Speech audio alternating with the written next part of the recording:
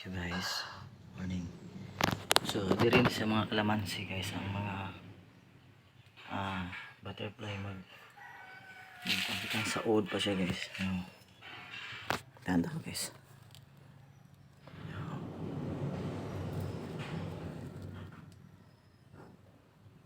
So,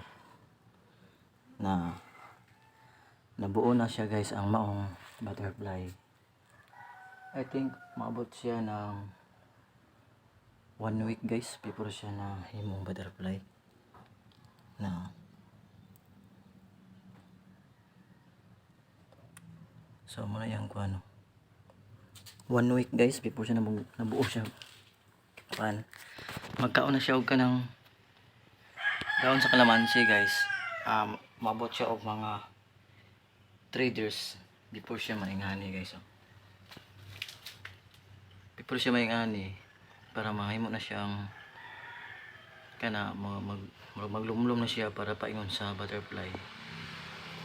So mga mabot siya 1 week pero sa uod pa siya guys.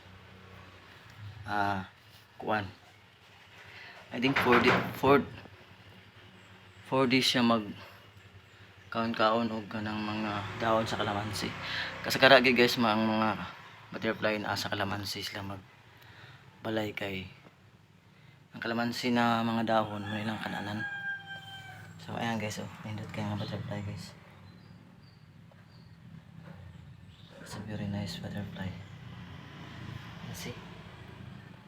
And yes. Welcome to the world.